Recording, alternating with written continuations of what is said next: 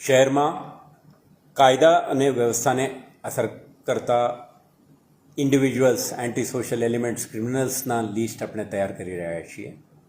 અને આવા તત્વોને ઇફેક્ટિવલી કંટ્રોલમાં રાખવા માટે, ડામી લેવા માટે પોલીસ એક્શન પ્લાન તૈયાર કરી છે. આના ભાગરૂપે તમે ગઈકાલે જોયું કે શહેરના કેટલાક વિસ્તારોમાં સતર્ક એવા ટપોરીઓ, સ્મોલ ટાઈમ ક્રિમિનલ્સ અને મોડી રાત્રે સુધી સક્રિય બનીને લો અબાઇડિંગ સિટીઝનને હરાસમેન્ટ કરતા હોય એવા તત્વોને આપણે કેટલાકને દૂર કરી છે. પોલીસ સ્ટેશનમાં લાવીને એમને એન્ટિસિડેન્ટ વેરિફિકેશન, એમના પ્રવૃત્તિઓ અંગેની ચકાસણી અને જરૂરી ઇન્ટરવેન્શન કરી છે.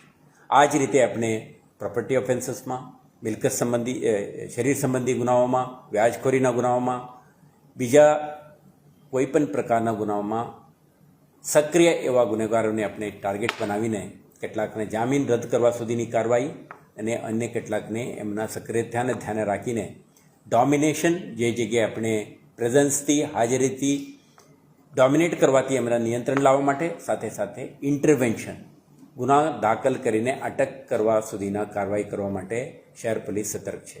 ગઈકાલે આના ભાગરૂપે જ સમગ્ર શહેરમાં તમામ પોલીસ સ્ટેશન જ્યુરિસ્ડિક્શનમાં એવા એલિમેન્ટ્સને આપણે આઈડેન્ટિફાઈ કરી એમને આપણે ટાર્ગેટ કરી છે.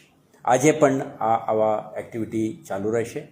દરેક પોલીસ સ્ટેશન જ્યુરિસ્ડિક્શનમાં રહેતા ક્રિમિનલ એન્ટી સોશિયલ એલિમેન્ટ્સને આપણે જુદા જુદા તબક્કે રીતે આપણે ટાર્ગેટ કરીશું અને આવા તત્વોના પ્રવૃત્તિ ઉપર અંકુશમાં લાવવા માટે શહેર પોલીસ સક્રિય રહેશે. કુલ કેટલા લોકોને અત્યાર સુધી આપણે જે કાર્યવાહી કરી છે, અંદાજિત એવા કેટલા લોકો છે જેની સામે આપણે કાર્યવાહી કરી છે?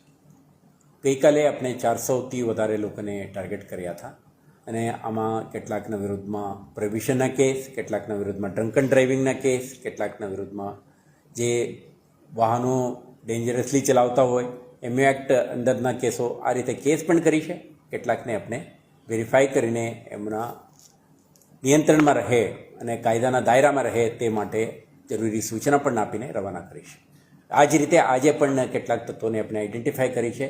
તમે જોઈ શકશો, તમને તબક્કાવાર શહેરજનોને અને મીડિયાના માધ્યમથી દરેકને આ અંગે જાણકારી આપવામાં આવશે.